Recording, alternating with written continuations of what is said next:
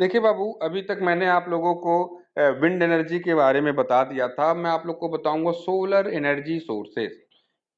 Solar energy sources में सूर्य से प्राप्त ऊर्जा को ही सौर ऊर्जा कहते हैं। मतलब जो सूर्य से हमें ऊर्जा मिल रही है उसी को हम क्या बोलते हैं, सौर ऊर्जा या सोलर एनर्जी रिसोर्सेज कहते हैं। आगे देखिए, सूर्य यानी कि सन ऊर्जा का एक बहुत बड़ा भंडार है। मतलब सूर्य सन जो है एनर्जी का बहुत बड़ा भंडार है। पृथ्वी पर सूर्य की उष्मा ऊर्जा वैद्युत चुंबकीय विकिरण या किरणों के रूप में सीधी पहुंचती है।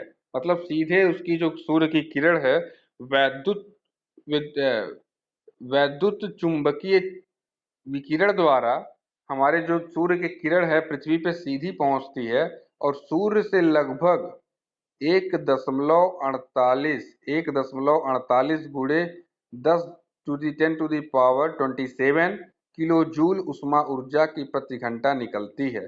मतलब क्या है कि सूर्य से लगभग 1.48 गुणे 10 to the power 27 kilo joule उष्मा ऊर्जा प्रति घंटा निकलती है। मतलब जो सूर्य से जो ऊर्जा निकल रही है, जो सूर्य से ऊर्जा ऊर्जा निकल रही है वो कितनी ऊर्जा होगी। ऊर्जा को हम लोग नापते हैं किसमें, किलो जूल में। इसलिए यूनिट क्या दिया है हमने, किलो जूल या फिर जूल। अगर बड़ी यूनिट है तो किलो में लेते आएंगे।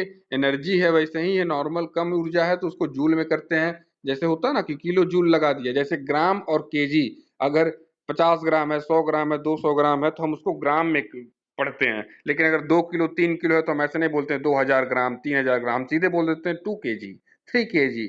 ठीक है, क्योंकि वहां पे 2 kg का मतलब के लग गया, किलो लग गया।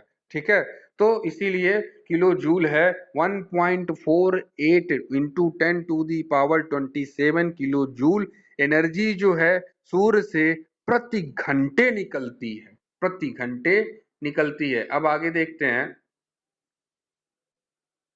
जो 4 गुणे 10 to the power 4 into 10 to the power 23 kilowatt शक्ति के समतुल्य होती है। जो ये ऊर्जा निकल रही है वो कितने कितने इलेक्ट्रिसिटी को, कितनी इलेक्ट्रिसिटी या पावर या शक्ति को, इलेक्ट्रिसिटी कहिए या शक्ति कहिए एक ही चीज है, कितने इलेक्ट्रिसिटी या शक्ति का उत्पादन कर सकती है या कितने के बराबर है। तो 1.48 गुणे 10 to the power 27 kilo joule energy जो हमारे सूर्य से निकल रही है, जो हमारे सूर्य से निकल रही है वो लगभग लगभग 4 into 10 to the power 23 kilowatt शक्ति के बराबर है। 4 into 10 to the power 23 kilowatt के एनर्जी पावर के बराबर है जो प्रति घंटा हमारा सूर्य से एनर्जी निकल रहा है।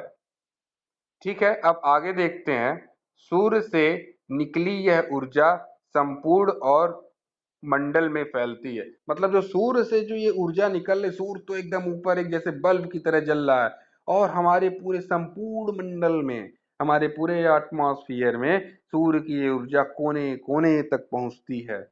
इतनी ऊर्जा 1.48 into 10 to the power 27 kilo joule की एनर्जी पर घंटे, प्रति घंटे जो है पृथ्वी के कोने कोने पे पहुंचती है। अब देखिए फैलती है, पृथ्वी सूर्य से लगभग, पृथ्वी की और सूर्य के बीच की जो दूरी है वो लगभग 1.5 गुणे 10 टू दी पावर 8 किलोमीटर दूर है। मतलब क्या है कि 1.5 गुणे 10 टू दी पावर 8 किलोमीटर की दूरी है हमारी सूर्य से पृथ्वी की, जिससे परावर्तन तथा वायुमंडल द्वारा उष्मा के शोषण के कारण पृथ्वी के प्रति मीटर स्क्वायर क्षेत्रफल पर लगभग 1 किलोवाट शक्ति पहुंचती है।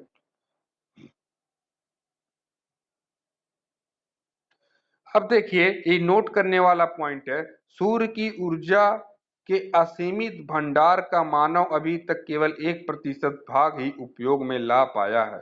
मतलब सूर्य से हमें बहुत भारी मात्रा में ऊर्जा मिलती है, लेकिन हम सिर्फ सूर्य की ऊर्जा का उसका एक ही प्रतिशत हम जीव जंतु मानव एक ही प्रतिशत सिर्फ उसका इस्तेमाल कर पा रहे हैं, इससे अधिक इसका इस्तेमाल नहीं कर पा रहे हैं, क्योंकि इसके सूर्य की ऊर्जा का इस्तेमाल करने में कुछ कठिनाइयां हैं। वो कठिनाइयां क्या हैं? 3 प्रकार की। अब उसको 3 प्रकार की कठिनाइयों को हम देखते हैं। सूर्य केवल दिन में ही निकलता है, रात में तो नहीं निकलता है। तो जैसे सोलर पैनल हुआ, सोलर गाड़ियां हुई, तो दिन में ही हम लेके चल सकते हैं या फिर एनर्जी स्टोर कर सकते हैं, रात में तो नहीं चलते हैं। तो ये एक पहला बैरियर है ऊर्जा का, ऊर्जा को ब्रेकआउट करने का।